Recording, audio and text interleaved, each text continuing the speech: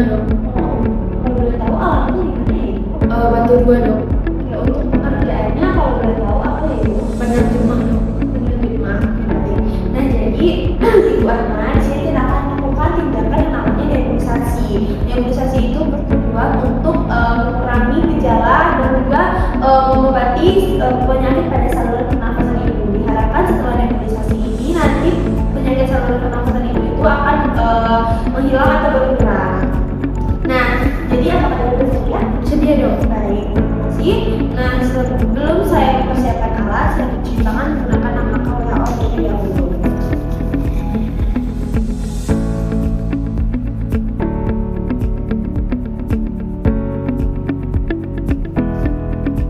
Oke, setelah saya mencuci tangan menggunakan nama WHO, saya akan mempersiapkan alat-alat. Alat-alat yang dibutuhkan berupa alat nebulizator, lalu setelah itu ada air hose, lalu ada nebulizing kit yang berupa ada cup, ada masker, dan juga ada mouthpiece. Nah, lalu setelah itu ada disiapkan obat-obatan bronchodilator. Nah, lalu setelah itu saya akan memperhatikan alat nebulizingnya ini, alat nebulizatornya ini apakah berfungsi atau enggak dengan memencet tanda on dan off untuk mengecek apakah alatnya itu bekerja dengan baik atau tidak. Nah, selanjutnya saya akan melakukan persiapan pasien. Jadi saya akan menempatkan pasien untuk bertemu terlebih dahulu. Ibu, jadi sebelum kita melakukan nebulizing ini, Ibu boleh diharapkan untuk bertemu terlebih dahulu ya Ibu. Digunakan untuk supaya diharapkan kuman atau bakterinya itu tidak terhirup. Lalu setelah itu saya akan mempersilahkan pasien dulu, baik Ibu setelah duduk dipersilakan duduk kembali dan menjelaskan tentang fungsi dari alat masker dan juga mouthpiece jika menggunakan mouthpiece. Nah, jadi Ibu di sini ada masker, Ibu bisa lihat, Ibu sudah paham bagaimana cara pakai maskernya? Belum. Oke, jadi pemakaian maskernya ini adalah dengan cara karetnya ini ditaruh di belakang kepala Ibu dengan nyaman. Nah, dipastikan sisi-sisi dari masker ini ditutup, tidak ada yang bolong atau seminimal mungkin. Jadi uapnya itu akan langsung masuk ke dalam paru-paru secara maksimal seperti itu. Nah, selanjutnya saya akan menjelaskan tentang proses inhalasi yang baik dan benar. Nah, jadi ketika sudah didebul, itu nanti uapnya itu harus dihirup dengan cara yang dalam dan perlahan. Jadi seperti itu. Itu selama 15 menit Ibu. Nah, lalu setelah itu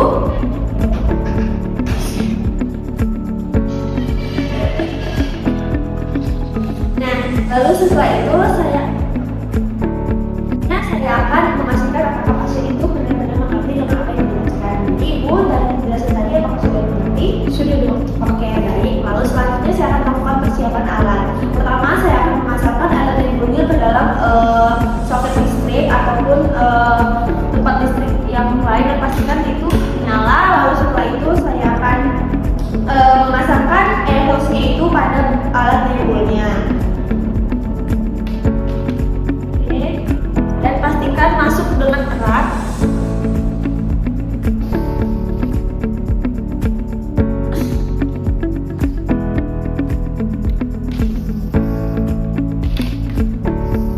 Oke, baik. Selanjutnya saya pasang air hose-nya ini pada yang ada. Kenapa yang ketawa aja? Sumpah salah dejeng. Jajang. Udah lah aja juga dimasukin. Aku ngakak sama kenapa sih? Kayak gak ada sari kita anjir. Coba lagi gak sumpah kayak ngedesel coba. Makanya aku udah tidur ke bawah dah. Aku ketawa udah Persiapan alat ya. Nanti aku ingin persiapan alat ini, oke? Baik, setelah pasien mengerti dan dapat memahami tentang cara penggunaan masker, selanjutnya saya akan mempersiapkan alat untuk melakukan nebulisasi. Pertama, saya akan memasangkan alat nebul ke dalam soket listrik, lalu menghidupkannya. Lalu setelah itu saya akan memasangkan air hose pada alat nebul.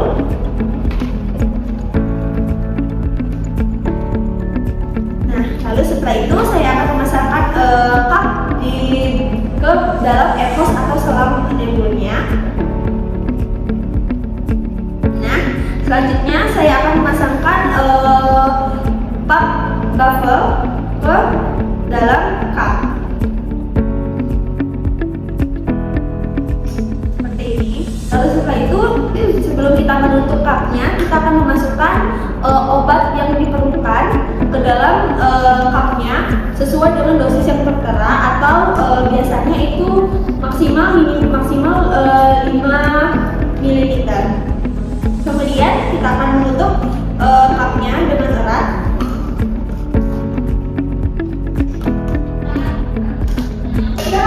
Lalu setelah itu saya akan memasangkan maskernya pada bagian cupnya seperti ini.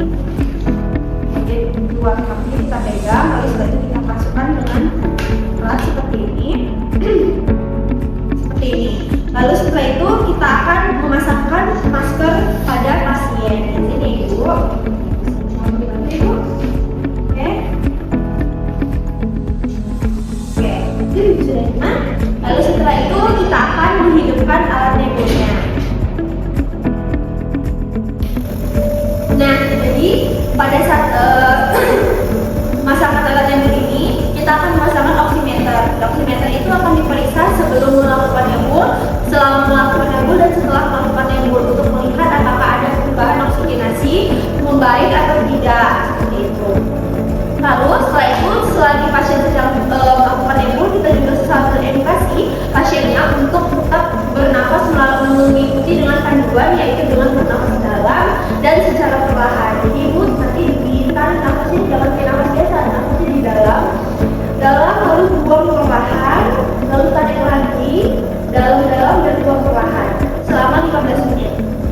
Lalu setelah 15 menit alat nebul dimatikan, atau ketika obat sudah habis dimatikan, lalu setelah itu dibuka maskernya Ibu. Kemudian setelah itu kita akan evaluasi pasien apakah gejalanya membaik ataupun tidak. Ibu tadi kan Ibu ada sesak. Nah, sekarang apakah sesaknya sudah mereda? Sudah dong. Lalu apakah nyeri dadanya sudah mereda? Sudah dong. Sudah. Nah, ketika gejala sudah mereda, menandakan bahwa nebulizing itu berjalan dengan optimal. Nah, selanjutnya kita bisa membersihkan alat-alat. Nah, kita akan membuka masker, lalu membuka cup, lalu setelah itu membuka air hose, dan mematikan alat nebul. Lalu setelah itu yang terakhir kita akan mencuci tangan menggunakan nama WHO.